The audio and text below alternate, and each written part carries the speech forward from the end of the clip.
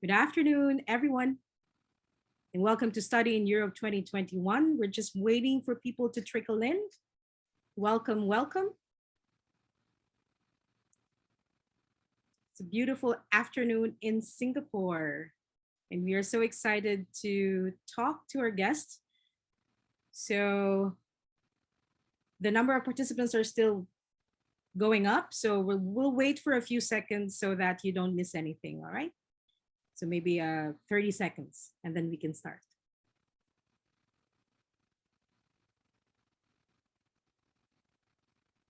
I'm just gonna check if our other speaker is here.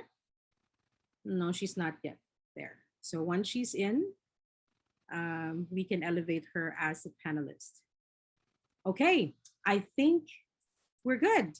We have a big 100 number. So thank you so much for joining us. My name is Dr. Jen Elmaco. I am the Regional Coordinator for Euraxis ASEAN. Welcome again to Study Europe 2021 in Singapore.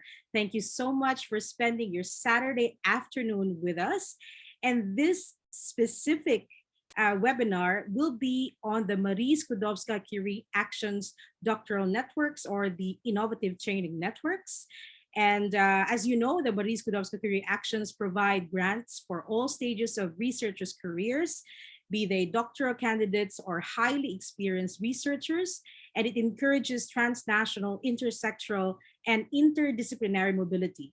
So Euraxis ASEAN has several webinars for all of these stages of your research career, but specific to today, we are going to talk about how to access and how to apply for PhD funding.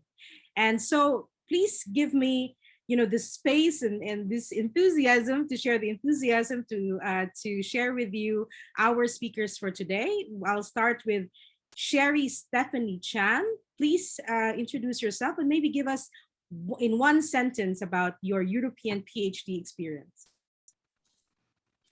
Hello, my name is Sherry Stephanie Chan. I'm currently studying PhD in Norway. For one sentence, PhD experience has been an enriching, fun, and really delightful journey. Enriching, fun, and delightful. There you go. So thank you so much, Sherry Stephanie Chan. And we have another speaker here, Uichi. I hope I pronounced that at least in an acceptable way. So welcome to this webinar. Thank you so much for joining us. Please tell us a little bit about yourself and in one sentence about your European PhD experience. Thanks, Jenny. Yeah, so my name is, my family name is Ko, like my first name is Uichi, or Wei for short. So one sentence would be, I guess would be a fun roller coaster. I mean, of course it's exciting, but there are times that, are a bit challenging as well. Yes, so it is indeed a roller coaster, but definitely fun. I myself did also a Marie Curie ITN, and currently I am the chair of the Marie Curie Alumni Association. So this webinar is brought to you by Euraxis ASEAN, and of course the EU delegation in Singapore, but also with the support of the Marie Curie Alumni Association. And in fact, in the chat, I see that we have the country representative for Thailand, Rutachuk Rungsiwiwut.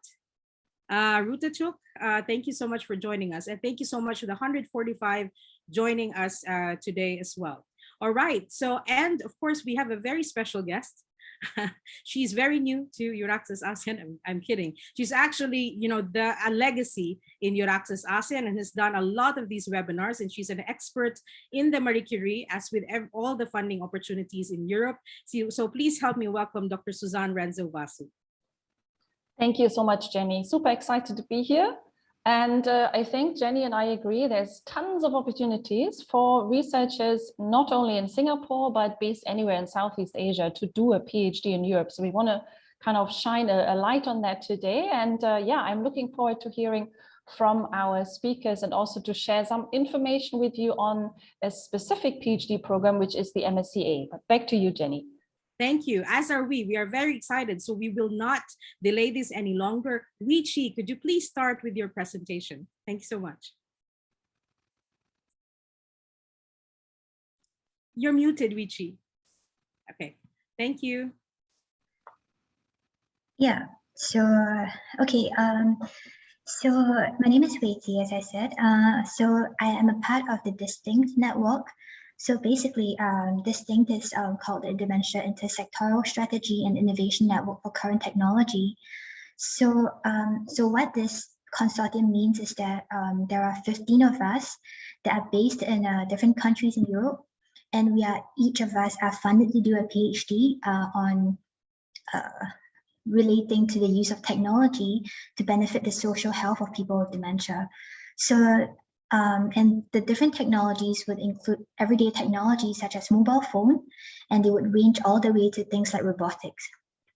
So for myself, I'm currently based in the National University of Ireland, Galway, and that's my email if anyone would like to contact me for more information. So for myself, the title of my project is Social Robotics in Dementia Care to Promote Social Health. And specifically, I'm looking into the implementation strategies as well as ethical issues. So, and I'm actually based in the west of Ireland. So in a place called Galway. It's actually very small and it's beside the Atlantic Ocean. So it's quite beautiful. And it also reminds me a little bit of Singapore in terms of humidity. So that's a fun thing. So in terms of my PhD program, I'm doing a structured PhD. So that means that I am attending courses that are run by the university that gives me credits that are essential for my PhD. But also as a part of Marie Curie, I also attend network-wide training programs. So basically what this means is that although I attend trainings that are based from my university, I also attend trainings that are organized by the Distinct Consortium. And this includes 5 different Distinct schools that are based in different countries, and each of them lasts for about a week. It's an intensive week where all of us come together from the different parts of Europe. And we have programs that are organized by not just the academic sector, but also by industry. We also have other training programs such as our secondments, which is also a feature of our program. So that would be 2 or 3 month secondments.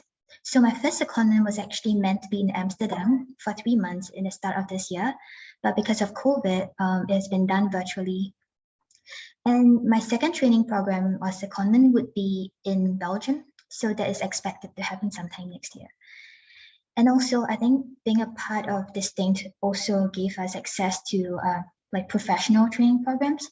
So I'm also a part of the Interdem Academy. So basically, it's a trans-European group of researchers that do dementia research. So we're actually in the list of their training. So we get to benefit from wider opportunities as well. So, and of course, as I mentioned as well, there are implications of COVID. So apart from my secondment that has been kind of done virtually, a lot of our supposedly Distinct schools that are to be held physically in a few other countries have all been done virtually. So in terms of applying for this position, I think I was very fortunate. I'm a clinical occupational therapist by training. So I'm in the mailing list of the World Federation of Occupational Therapists. So that's actually a professional body for occupational therapists around the world. So they typically send mailing lists on opportunities that are available. And I chanced across this project based on this list. And then that's how I learned about UXs and, you know, and the European PhD world out there.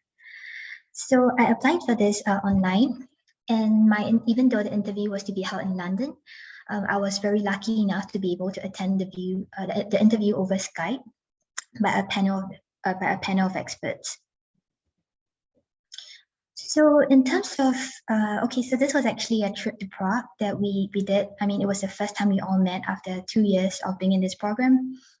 And I mean, there are definitely a lot of benefits of being a part of such a wonderful network. I think first of all, I mean, having that very international network and, you know, having people from different kind of backgrounds work together, that is really amazing and it's very enriching. And of course, with different groups of people from different, not just professional background, but cultural background, it brings along a lot of expertise as well, and opportunities for collaboration. The funding for this is very generous. I would say, in terms of the amount of allowance that is allocated to the project for us to focus on our actual projects. We don't have to worry about funding, which is what I've seen my other PhD colleagues experiencing. So, I do feel very fortunate. And also there is very good welfare and support. So that means that, even as a part of our consortium, there is someone who is neutral that we can actually speak to if we are encountering any issues. So, that's actually a very nice experience. But of course, I also have to mention a little bit about the downside in terms of COVID-19, and of course, potential feelings of isolation. There could be a little bit of administration issues that could be country specific as well. The funding period is for 3 years, which means that, of course, this 3 years would be, it comes with its challenges. I would say a good challenge though. And, sometimes the role between, I'm a student, I'm a PhD student, but I'm also an employee. So sometimes the role between that is a bit blurred. So that's me. Thank you for letting me speak about it. Thank you so much, Uichi, for sharing your experience. So I'll go, before I ask you some things about your specific experience, I'll bring another fellow with us. But before I do that, I would like to introduce to you our third speaker, Aruna Sundaram. Aruna, thank you so much for joining us. Maybe you'd like to introduce yourself and give us one sentence about your PhD experience. Hello, everyone. I'm Aruna Sundaram. I'm currently doing my PhD in cardiology and pneumonology at the University of Goettingen, and I'm really looking forward to talking to all of you today. Thank you. Thank you so much, Aruna. And now I'll bring you the second speaker, Sherry Stephanie Shan. Sherry, could you please tell us about your experience? Thank you so much. Yes, I will share my screen. Could you see my screen? Yes, Great. thank you. First of all, I'd like to thank Euraxis ASEAN for inviting me to share about my PhD experience. My name is Sherry, as you already know, and I will be sharing my experience in Norway. So just a bit of background about myself. I took a bachelor in chemistry and biological chemistry in the Nanyang Technical University from Singapore. So I took this from 2010 to 2014. And at the last year of my studies, I took 1 semester of exchange in NTNU, which is in Norway. And after that, I had a really positive experience in NTNU, so I decided to take a master's degree. And there was a double master degree program called Master in Aquatic Food Production, where I spent 1 year in NTNU and the next year in the Technical University of Denmark. So this is a Nordic master degree program where you can spend 2 years in 2 different countries. And after my master's degree, I spent 2 years in Singapore working as a research engineer before I actually got an opportunity to study a PhD at NTNU from 2018 to now, actually. Yeah, so the picture here is a main building of NTNU, which is quite famous, I would say. Yeah, so how did I find a PhD? First of all, I decided to take a PhD because I was interested in research and working in different projects. And also I have been interested in aquaculture and finding a job in aquaculture. That's also the reason why I took a master's degree in aquaculture. And of course, I would like to try some new challenges. And since I had a very positive experience in Norway, I was looking for opportunities to come back to Norway as well.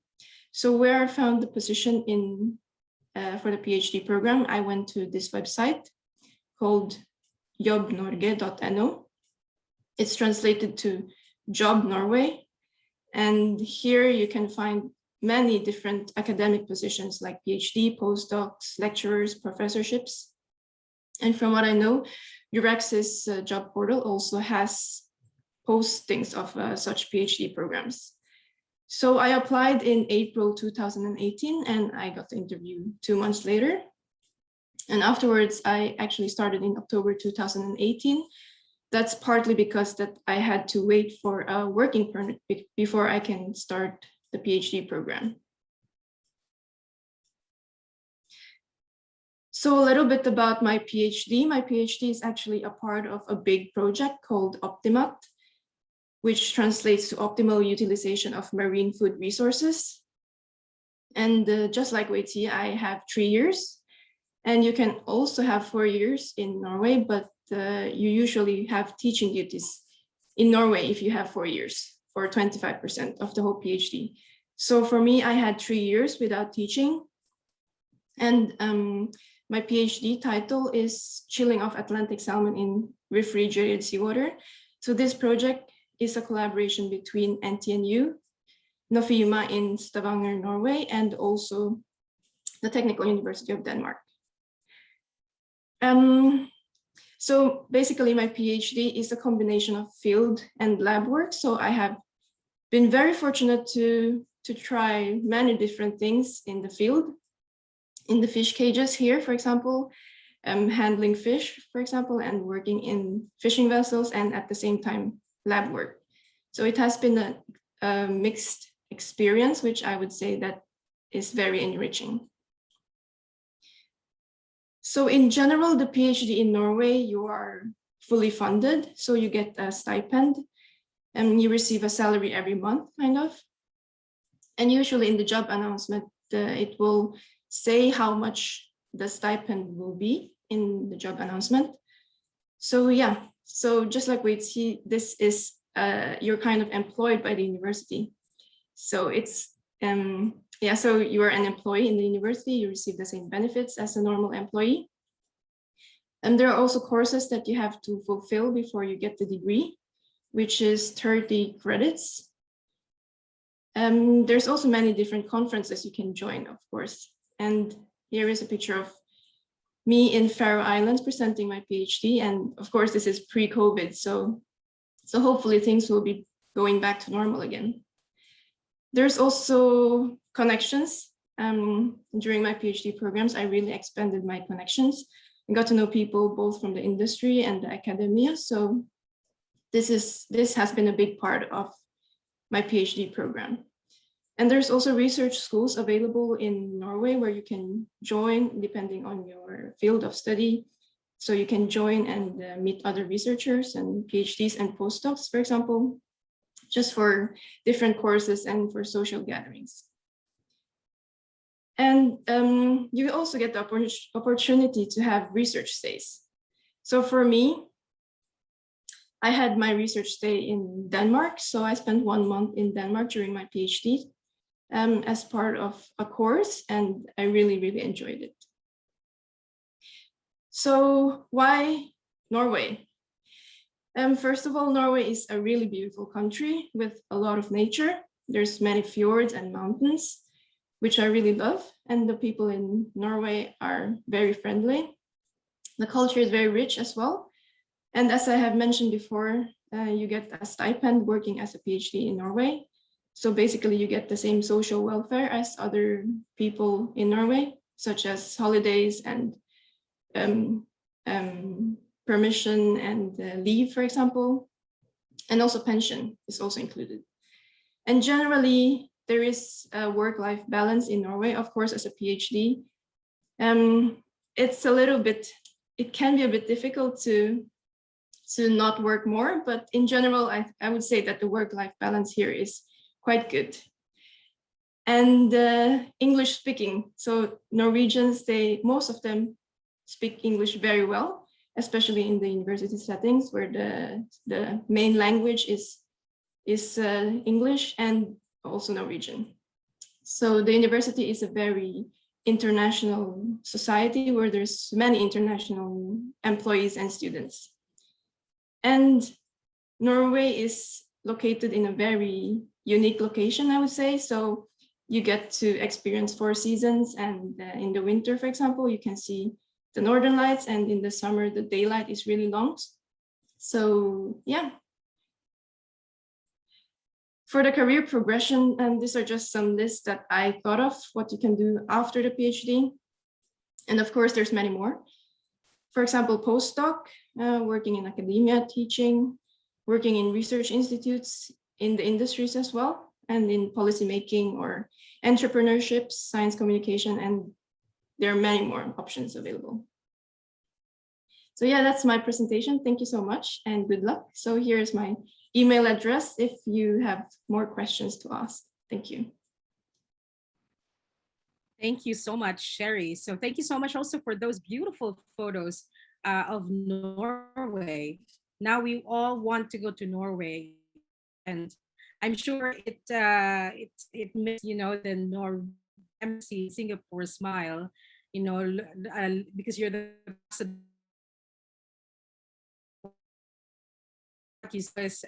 you know, the you're not cooped up in just in the laboratory, but you're outside, you're doing field work where you're making connections, you're meeting a lot of people. So that's wonderful. So thank you so much for that. And so now I'd like to introduce to you the next speaker, Aruna Sundaram. Aruna, would you like to share to us your experience, please? Thank you.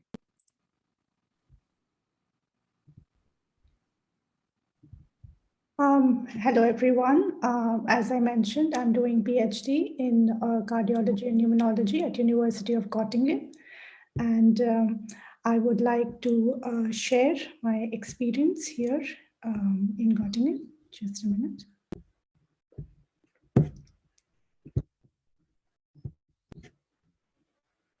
So, yeah, just...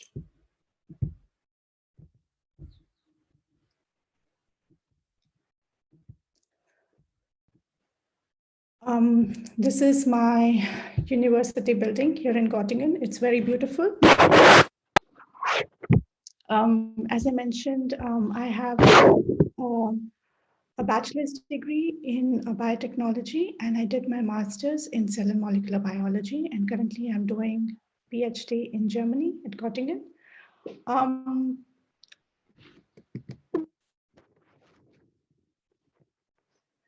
So a little bit about my PhD program. It is part of the University Medical Center at Goettingen, and it is affiliated to the university. So basically, I have a work contract in Goettingen for 3 years as a research scientist. And also I'm affiliated to the University of Goettingen, where I'm enrolled as a PhD student. So it is a combination of both work and studies, which is very unique and exciting for me. I also have a prior research experience. So it is very nice for me to bring that to the table and also learn from the university. So as the first part is recognizing these opportunities and how I shortlisted for my PhD program. The most important part was looking for the right PhD program. So as I mentioned, I already have some research backgrounds, and I did my search based on my background. I have a degree in cell and molecular biology, so my PhD was focused more on biochemistry. I looked into a lot of websites where they posted the advertisement for PhD, such as Find a PhD, LinkedIn. Nature Career was very key because they have different sections for different opportunities in specific fields. So that is something that I diligently followed. Knowing the right PhD program. The most important thing, according to me, especially if you come with some experience like me, is to know your strength and where you want to progress your career, and choose a PhD program which can bridge the gap and also give you the opportunity to learn new technologies.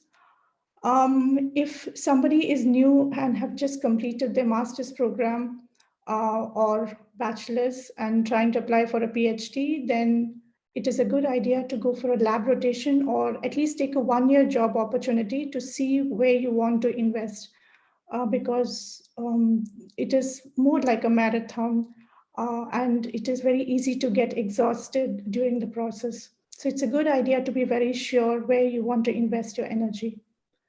The third topic is the scholarship. Scholarship is a bit challenging for an international student in Germany, but if you have the right application format, a very good recommendation, and a very clear idea of why you want to do a specific PhD program, it is possible.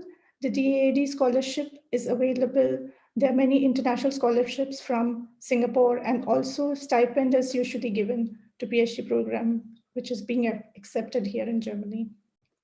My positive experience here has been so far varied expertise under one umbrella. There are highly specialized people who have 20-25 experience in one domain, and it is very amazing to learn from them.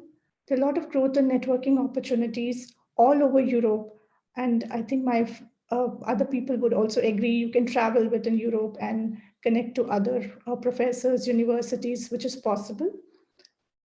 And the most important thing, at least from my perspective, is learning by doing, because as I mentioned, it is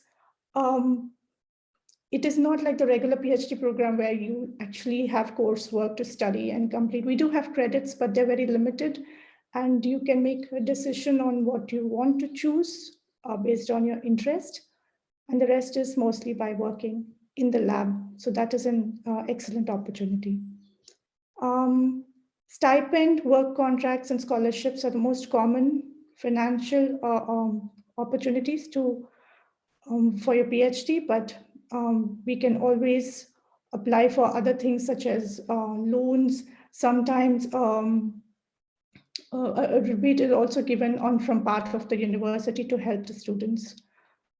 These are some of my experiences. I will share my email ID in the group. And feel free to reach out to me if you have any questions. Thank you.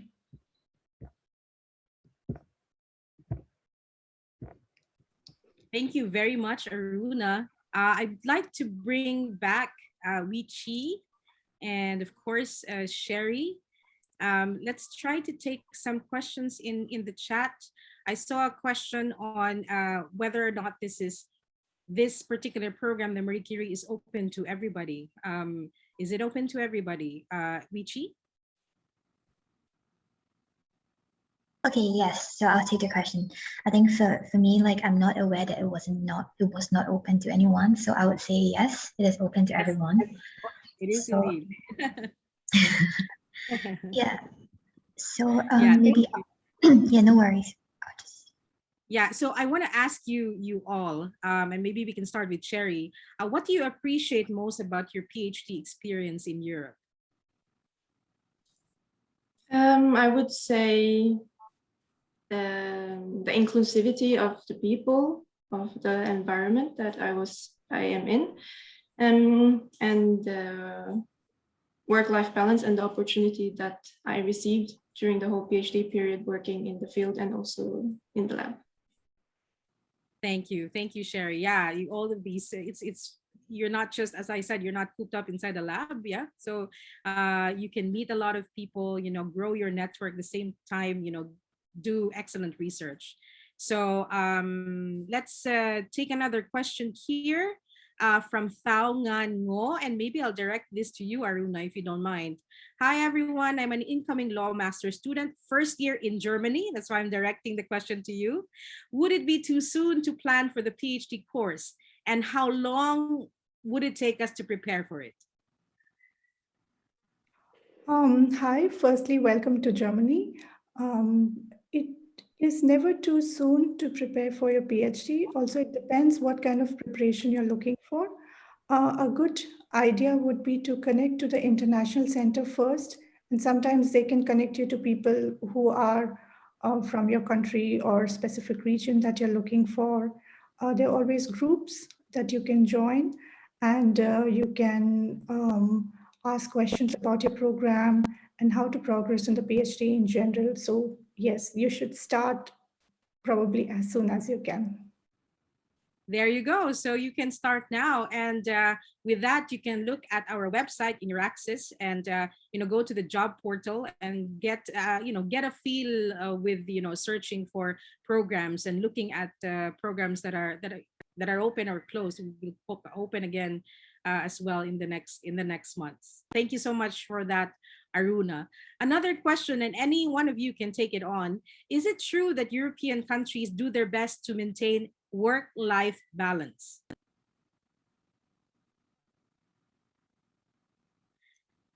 Uichi, maybe I can ask you. Okay, yeah, I'm happy to take that. I guess it really very much depends on the culture of the country. I would say as compared to Singapore, I mean, of course, okay, so I mean, for example, like, I do know some of my colleagues, they work strictly, office hours. But again, I mean, especially during the pandemic, where it's hard to draw a line between work and life, you do get, like, for myself, I do get emails on weekends, and we are sometimes doing that as well. But I would say that I would say that it is definitely possible to maintain a work-life balance. Thank you, Uichi. Yes, and it's a choice, right? Whether you want to stay, and work for 7 days a week, or you would like to enjoy the Northern Lights, like what Sherry did for sure. And Sherry, I'd like to ask you the next question. Would you say scholarships and opportunities are mainly for those working in STEM fields, or are there opportunities for those who want to pursue a PhD in the humanities? Is this open to everybody, or just for those who have science backgrounds? I think that's the question. Okay, I guess it would depend on the job announcement. Usually the job announcements will specifically say which field of people they're looking for example. So it's not just limited to STEM fields, of course. So there are PhD positions in humanities as well. Yes, true. I mean, my PhD also with the Marie Curie was actually on sustainable peace building. So yes, in the humanities, in the social sciences, in the different disciplines, there are opportunities under the Marie Skłodowska-Curie actions. So thank you so much for that, Sherry. I'll go back to you, Aruna. Maybe if you can share, if you'd like to, what do you plan to do after the PhD? Academe, industry? This is a question in the chat box. Thank you for the question. And I get asked this question a lot, considering I already come from an industrial background.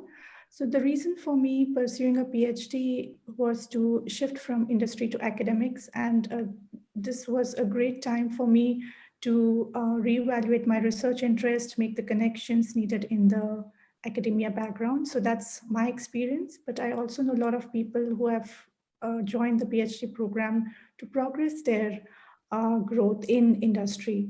So they're varied people, and in my case, it is to switch from industry to academia. Thank you, Aruna. I'd like to pedal back a bit and maybe ask this in the chat box. You can answer this. What's the most challenging part of your PhD application? Uichi? Okay, hi, sorry, I think I lost the connection a bit there. Okay, I would say that I guess it also ties in with some of the questions over there. So I think one of the questions was about, can you do a PhD without a master's? I actually do not have a master's. So I have, as I mentioned, I worked in I'm a therapist by training. So I worked in a hospital, but my interest in research came from there. And I was very thankful that my department was very supportive. I had a research mentor. They were very supportive of me conducting my project, and learning from there. So that took about 2 years. So, and for that helped to supplement, in terms of having research experience for my position. So, and I would say that, in terms of, so that is more of a practical applied kind of research experience as compared to other applicants who actually had academic qualifications in terms of having a master's and a project from there.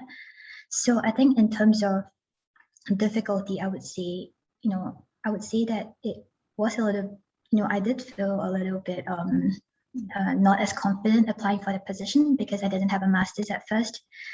And I guess that would be the most challenging. And of course, the interview itself, having to be well prepared for that. But again, I guess it really depends on the institution, whether they would, what is their baseline criteria for having a PhD. And for my university, you have to have like a high honor kind of bachelor's. And as long as I'm very grateful that my supervisor believed in my abilities. So that's kind of how I went through it. Thank you so much for that, Uichi. And yeah, I mean, many times it's really just about confidence, right? To believing in yourself that you can do it, and also, to find somebody, who believes in you. So, and there are a lot of people who would love to do that. And there are a lot of people who love mentoring young researchers as well. So yeah, it's just a matter of, searching for it. Sherry, there's actually a special question for you. Hi, Sherry. I am interested to continue my PhD in Norway.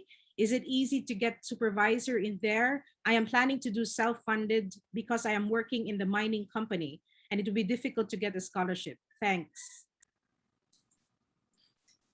I would say that the financing is very important in Norway as a PhD.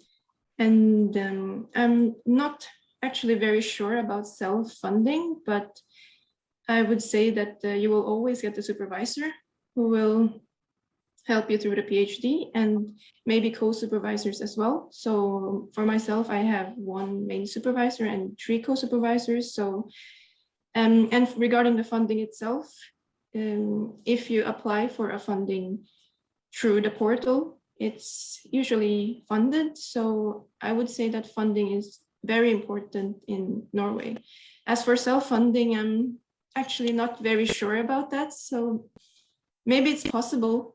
So yeah, but I would suggest to contact, of course, the person of interested on which research group you would like to work with. So maybe there is a solution on that. Little bit more, maybe you can also try to write to professors and write to heads of the principal investigators of specific projects in mining, and maybe they have opportunities also for you, or you can find something that you can do while doing your PhD as well. I'd like to bring in our other special speaker, Dr. Suzanne Renzo-Vasu, and there is a maybe you can start answering this question, Suzanne. Taking a PhD is a big decision. I need your advice. I am a non-permanent lecturer in my university. Which one is better for you? Being a permanent lecturer first, then taking a PhD, or taking a PhD first without being a permanent lecturer?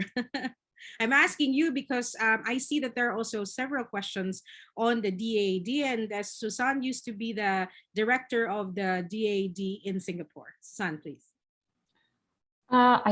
This question I can't respond. I mean, this is something that you have to assess. You have to see what your first of all, what the situation is at your institution. I mean, how far you can progress with your career without having a PhD. I think that will be a significant factor influencing your decision, and what you personally want to get out of your PhD. I mean, a PhD is a stepping stone towards something else. Maybe you have interest in becoming a PI and you want to do more research related activities and not maybe just lecturing. Maybe you don't want to focus on teaching alone, and then of course a PhD would be essential. So it's up to you, I think, to decide where you see yourself. And if you want to go down the research path, then I think a PhD is essential. Yes, maybe I'll answer some of these questions on the DAAD. Yes, please do so. Yes, thank you, Jenny. So I've tapped this in the question box. The DAAD has a website called funding-guide.de. It's very easy to remember, funding-guide.de, and will bring up all the funding that's associated with doing research or your PhD in Germany. And there you would then have to read specifically on the eligibility criteria. But I think Germany is a country that's very generous with their funding and with the opportunities, I think, as Aruna said. And maybe just to answer a second question, someone was saying tuition or the funding that we're talking about is primarily meant for living expenses, because tuition is free in most European countries. And that is, yes, that is indeed the case. So at PhD level, and I think Stephanie mentioned that already, and I think Wei also, Aruna, I think will testify to that as well. As a PhD student, you become part of the faculty, you become a staff member.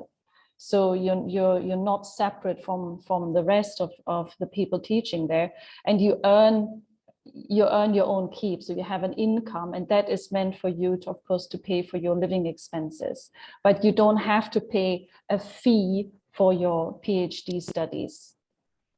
That's right. Thank you so much, Susan. So, of course, this webinar is on the Marie Skłodowska-Curie Actions PhD, and there are still some questions on that. So maybe we'll end this first Q&A, but we are going to invite again our panelists later for another discussion. But Susan, would you like to tell us more about these MSCA Actions and how they can apply for the PhD? Yes, Jenny, thank you so much. I'm just going to share just a few slides. I don't want to talk too much because, of course, Wei has already said a lot about this opportunity. And it's always better to, I guess, hear from someone who's going through this than from me who's just talking about it in theory. But basically, the MSCA, you hear a lot about this. You know, it's an acronym. It stands for Marie Skłodowska-Curie Actions. And that is, of course, named after the Polish nuclear scientist. And this funding program is part of the European big funding budget, which is called Horizon Europe. And this is a budget line that is dedicated specifically for career development. So within the MSCA, there are various opportunities. There's an opportunity to do a PhD within an MSCA-funded doctoral network, and this is what Uichi is doing as well. But there is, and I've seen that in the chat, there's a specific funding line also for postdoctoral fellowships. So there's the MSCA postdoctoral fellowships. If someone is interested in looking at that, I'm going to show you the website in a minute, and you can look out at that as well. But what are the MSCA doctoral networks? They are basically PhD programs that are interdisciplinary and international, which means, unlike, for example, doing your PhD at a single university, you are part of a consortium. So there is a group of institutions. These are universities, but they can also include public and private research centers or companies that are forming a consortium, and they are offering PhD training in a specific field. It's a very unique opportunity because, as Uichi was saying, you don't just spend your time in one country and in one institution, but you're moving around throughout your PhD studies. And that, of course, gives you a very unique perspective on what you need. Sorry, my presentation is just hanging here. There it is. There are different types of those networks. I'm not going to talk too much in detail. Just the bottom line is they're all unique. They're all really fabulous opportunities for you to go and pursue your PhD. We have the standard doctoral network where the placements are based in Europe, and the projects that you as a PhD student would do are focusing on this interdisciplinary training, which is often a combination of academic and industry experience. Industrial doctorates, and I think the name implies this, is where there is a very close link between the university that would award your PhD and industry partners, and you would spend at least half of your time actually working with an industry partner. So that is for those of you that are already envisioning that you might transition after your PhD into the industry sector. So you don't want to stay in the university to become a lecturer, but you might kind of want to work in the research field, but in an industry setting. And then there's also the opportunity for joint doctorates where you get PhD degrees from different institutions. Where are they offered? We know that Uichi is in Ireland, but these doctoral networks are basically offered in all those countries that are part of the European research area on the left-hand side, the 27 countries that are part of the European Union. On the right-hand side, those countries that are associated with the European research area. And I put this here in bracket, the UK is still associated with this big program, including the MSCA. And there was a question in the chat box, someone was asking, is this funding still available for me if I want to do this with a UK host? And the answer is yes, you can still consider UK institutions for this. What about the funding? Again, we've heard this already. It's a very generous funding program. And again, answering to a chat box, it also includes a family allowance. So if you are a young researcher, you're going to do your PhD and you already have a partner or even a child, there is specific money set aside for you that you will be able to look after your family. The application, and maybe I'll put this back to Uichi in a minute, it is very much like applying for a job. So the consortium, these, as I mentioned at the beginning, this group of institutions that are offering these PhD positions, they have a very specific candidate in mind. So they're putting out a job advert that is looking for someone who has experience in a certain field. They need to have academic qualifications in a certain field. And then you will have to, of course, present yourself and your application to make sure that they understand that you are the perfect fit for that particular role. Now, where would you find these open positions? Again, Uichi already mentioned this. The Euraxis portal is where Jenny and I would send you first.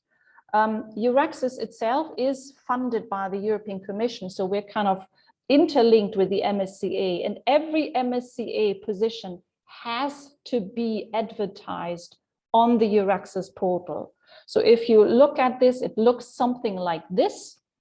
I've hyperlinked this here and you'll have the slides later on. We'll share them with you. You'll see a face that looks a little bit like this, and you can do a search for any opportunities that are funded by the Marie Skłodowska-Curie actions. And if I just stop sharing here, but I'll quickly share again and I'll show you the website because I opened it. Here it is.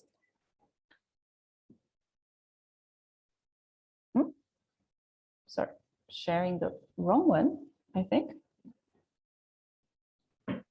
Sorry, I'm not sharing it now, but I'll send it to you later. I just had a quick look. There are about 6,000 opportunities at this very moment for early career researchers. That means people like yourselves who are considering doing a PhD all across Europe, and many of them are funded by the MSCA, or they're funded by national institutions such as Norwegian universities or universities in Germany or other funding bodies across Europe. Back to you, Jenny. Thank you so much, Susan. So I'm seeing, again, questions on what they can get and how much they would get. So would you mind just summarizing that for us? If you are finally accepted as a PhD under the Marie Curie, what do you get, please? Oh, maybe Uichi, you can share with us how does your funding look like? What can you live with? Yes, I'm bringing everybody in. So if you'd like to answer that question as well. Yeah, okay, thanks a lot, Suzanne. Yeah, I think that was for pretty much reliving my experience of applying for MSCA. So in terms of the allowance, I would say that it's what exactly Suzanne has mentioned, but also there is country adjusted rate. So basically, if you're living in a country that is, for example, say in the UK and Ireland, you would get the amount that, you know, for example, if the allowance would be 3,010 euros. But let's say if you're living in a country where the living expenses are not so high, it will be adjusted. So for example, like it could be 0.7, so 70% of that. So it's different based on the host institution or the host country you're in. And of course, you know, it's also subjected to taxes as well, based on the country that you are in. So I'm not sure if that answers the question. Well, that's great, Uichi. Yeah. Yeah. So yes, you get a of course, a salary because you are going to be employed in the university. So it's unlike some of the stipends where you're given like money, but it's actually also taxable. There is, as Uichi was saying, there is what you call as a correction coefficient. So living in, let's say, Spain compared to living in Norway, obviously in Norway it's so much more expensive. So there is a correction coefficient that adjusts to where you are, you will be staying or you will be working and doing your research. So if the place is much more expensive, they adjust it a little bit. But yes, as Susan was presenting, and this is also my experience. Apart from the money that you get as a salary, you get a mobility allowance every month. You also get if you are bringing your family with you or your partner with you, your husband or your wife, and your children, you can get also the family allowance. And that's really a big thing because it helps you. Europe is very good at work-life balance. So they don't want to forget your family while you're doing excellent research. So you're able to do that. At the same time, you are also supported, with your research a lot, and you are encouraged to attend conferences, and there is some funding for that. Maybe Aruna, you'd like to add, from your experience as well. Yes, I agree with you. The work-life balance is excellent in Germany, and they give a lot of emphasis on family and vacations. The most important thing is for the person to decide what works best for them and communicate it with the team if there is a difference requirement from the team. And mostly they are very understanding and they would support you. Okay, thank you so much, Aruna. And Sherry, maybe you can answer this question from Griselda Apostol. Is previous research experience required when pursuing a PhD course in Europe? I would say that it depends on what experience you have. It's not necessary that you need to have experience in research, and many people have a master's degree, for example, and there is a small part of research there for the master's thesis. But in generally, I would say that as long as the qualifications are stated and you fit the qualifications, I would say that you can apply for the PhD. Thank you, Sherry. And Dr. Susan, I'll go back to you. There's a question here that's recurring about the age limit. Is there an age limit with the Marie Skłodowska-Curie actions? No, there is not. If I'm not mistaken, Jenny, at least there hasn't been. So, I mean, there isn't, I mean, as I said, this is, of course, this is a funding program for early career researchers. Yeah, so the consortium will, of course, look at your profile. And I mean, if you're too far advanced in your career, it might not be a worthwhile investment. But I mean, if you are in your early 30s, for example, and you have teaching experience and you can, bring something very interesting to the table, then you have as good a chance at being successful at your application than someone who's just straight coming from their masters. And that applies not just to the MSCA, but I think to any of the nationally funded PhD programs as well. I think in general, in Europe, there is a tendency really to have a very holistic approach. I mean, you're looking at the candidate as an entire package. It's not just, I mean, of course, your academic qualifications are important, but there's also interest in seeing what else you're bringing to the table, how you are, enriching also the lab or the research group that you want to join. So, when you're preparing a presentation, that's what you should keep in mind, to present yourself in that way, to show everything that you have, everything relevant that you have achieved, not focus just on your academic qualifications, but really, other things that you've done. You might have done some volunteering work that's interesting. You might have had a startup, and maybe an early publication, but really present yourself to see that you are adding value to the consortium that you're trying to join. That's right. That's right. Thank you so much. There's a question here for all of our fellows. I'd like to ask this from Badrul when did you decide to go for a PhD, and how certain were you to take up academics instead of a commercial or a corporate job like most people? Did something inspire you strongly? That's a good question. Let's start with you, Aruna. That's indeed an excellent question. PhD is it's a long program. It takes anywhere between 3 years to 5 years. On an average, in my lab, I have seen people completing it close to 4 years. And it is a lot of self-learning, and a lot of motivation is required to wake up day after day and to pursue the unknown path. Motivation is very important. Also, if you have a clarity on the field, if not the exact topic, at least the field in which one needs to specialize or one wants to specialize, I think that really helps. For me, when I decided to pursue a PhD, my first step was to shortlist the domain into which I want to expertise myself. And then I applied for the programs all over the world, which was suitable in this domain. And even during my interview process, that was a crucial point, how I was able to convince my team, because there was one level of expertise that I already had, and a level of experience that I was trying to gain. And the programs which made that perfect balance was the best program for me.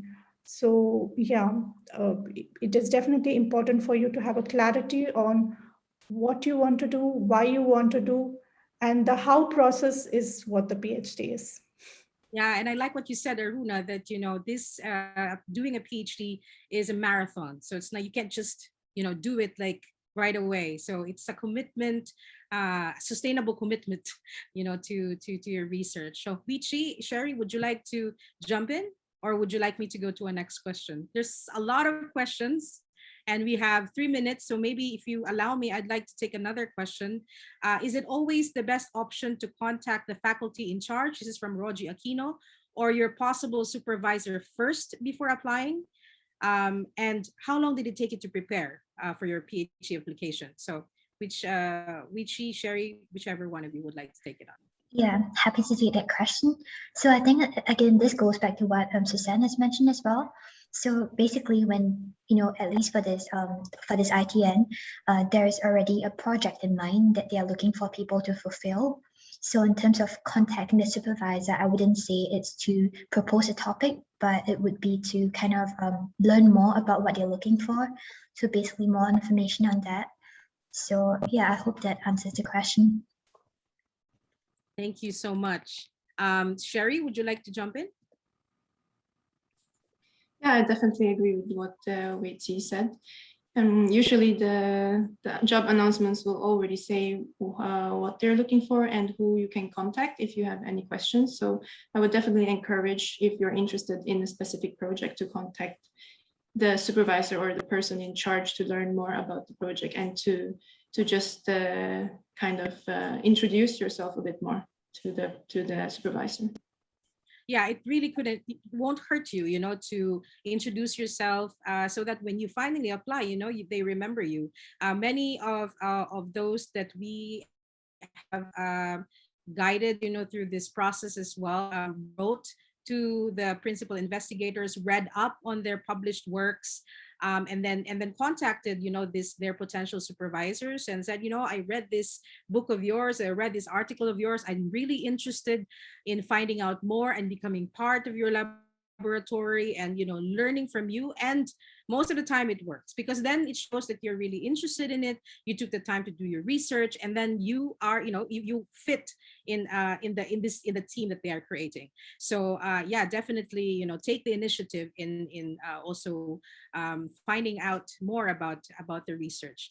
There are several questions here about the postdoc. As Susan was saying, we've actually done several info sessions. You can find it on the Access ASEAN YouTube channel, on info sessions on the postdoctoral programs of the Marie Curie. So, and there was also a dedicated Q&A that you can find on Facebook. And yeah, and if you search also Euraxis ASEAN, there's a lot of a wealth of information. It's a treasure trove of information on the Marie Skłodowska-Curie actions in postdoc, but also on ITN. So I think we will have to leave right now, but there are still some questions. So if you don't mind, if our guests don't mind, I will take more of them. Okay, there's one from Virgin Delia. I am interested, quite specific, interested to do a postdoc. Oh, this is a postdoc. Maybe Virgin, you can email us because we'd like to focus on the PhD, but definitely there are opportunities for a postdoc under the Marie Curie. All right. Oh, there is a question. The funding is for living expenses, correct? Tuition fee is free. I think this is already answered. There is a question who is in Germany. Tran, she says, I am finding an MSc degree in cancer biology in Germany. Can you please share about the work culture and chances for internship in Germany and Europe? I think this is for you, Aruna. Could you please answer that for us? That's an excellent field to pursue your degree, in my opinion, since I come from a science background myself. Yes, there are a lot of opportunities in Germany, and the best way would be to connect with people in your field. LinkedIn is one way, and you can also go for the individual person's website, look at their research, connect with them on a personal level. And then based on the program that you get into, as we already talked about it, it's never too early to start. There are many industrial opportunities within the university as well. They also organize for internships. They also organize for industrial excursions in the early phase of PhDs. And that is a good opportunity to explore what's available for you and take steps in that direction. So good luck with that. Thank you, Aruna. Yeah, for this next question, thank you, Aruna. I'd like to bring in Dr. Susan. So we are unfortunately still in this pandemic, and I think there is no end in sight. So there's a question here. Due to COVID, is it possible to have a PhD in Europe, but the collaborative work or projects will be done in her country? Can you refer me to a website to have more information about my desired PhD specialization? This is from Rona. She wants to do a PhD in cooperative integration and social entrepreneurship. So I guess the question is basically whether there's an opportunity for a remote PhD. And I think even though we have the COVID pandemic, this is not customary. We have some universities in Europe that offer remote learning, but traditionally you would have to be on site. And I have to say, this is also reality. The situation with the pandemic is very different in Europe. Europe is returning to physical teaching. I mean, face-to-face teaching. Students are returning to the campus. Unfortunately, this is not the reality for us here in Southeast Asia. So I think this is rather unlikely, but I'd like to just show you a website that I think you should all consult. And I'm going to share my screen again just for basically a couple of minutes. And I want to show you the Euraxis page. Why am I showing you this? Because what you have here, of course, you have here the funding database that I was talking about just a few minutes earlier. And please, everybody should look at this, because Euraxis is a project that is supported by 47 European countries. So all these countries have here a national portal. There they are. Now, if you say, and I've seen people are saying, oh, I want to go to Norway, I want to go to France, I want to go to Finland. If you click on these links here, that will lead you to a page that is dedicated to the research opportunities in that Euraxis country. And you can then explore the specific PhD opportunities in that specific country. And if you have questions like the one, Jenny, that you just asked, is there an opportunity for remote learning? Or I've seen someone wants to do a PhD in mining. then that would be our colleagues basically in Europe that can consult you. So my advice is really for you to take note of the Euraxis address, which is here, euraxis.ec.europa.eu. And then you can really have a treasure trove of information at your fingertips, including, you know, a database of the funding opportunities. But again, also you can reach out to the network of experts in Europe, in those various countries that can advise you on the PhD opportunities in their countries. And maybe before I hand back to you, just a question, I keep seeing this, is always the question, do I need to speak the language of any of these countries? And a PhD training is conducted in, of course, in the native language as well, but it is conducted in English as well. So I think maybe the ladies want to say a few words on that, because I've noticed that Sherry, you speak English with a Norwegian accent. Yeah, I have heard the comment before. Well, generally, as a PhD student, English, of course, is a must because that's the kind of the international language, especially in my university. So in the university setting, people generally speaks English very well. And so it's not necessary to learn that you need to learn the native language like Norwegian, for example, when applying for a PhD. But of course, it's also a plus if you would like to learn the language during the PhD. So what I did was I learned Norwegian during my PhD. So that's probably how you heard the accent came from. Thank you so much, Sherry. I'll stay with you because unfortunately we don't have time, but I want you to give us, please, to those of us who stayed with us, these 182 participants, could you please give us one advice, you know, as they, you know, prepare their application for the Marie Curie PhD, what would be one advice that you can give them? So I'll start with you, Sherry, please. Yeah, one advice I would say to just keep a lookout of job opportunities and really know where you're interested in, which research project you're interested in, and really choose a project and, of course, a location that you like. Thank you, Sherry. Uichi, please. Yeah, so just to add on to what Sherry has already said, it's also good to prepare for the position as well. So for example, say that we know that we're applying for this specific project, learn about the supervisor, you know, learn about, you know, the kind of projects they've been working on as well. I guess it also kind of helps to show that, you know, one is well prepared, that, you know what they're actually looking for. Thank you so much for that, Uichi. Aruna, please. So my word of advice would be know your interest, what exactly you want to focus your energy on, which topic you would like to study. And the second point would be to focus your application process on how you can also help from your experience the program, what you bring to the table, and how you would be a good fit to the team. So yes. All excellent advices. And Dr. Susan, please. I would just say, don't follow the masses and go out there, because I mean, Europe really is a treasure trove of opportunities. I mean, I always wish, like you probably, Jenny, that I was a little bit younger and just could make use of these opportunities. And it is really not recognized enough. I'm always really happy to see young people like yourselves, and they go out there and they grab these opportunities, and they're out there. Don't undervalue yourself.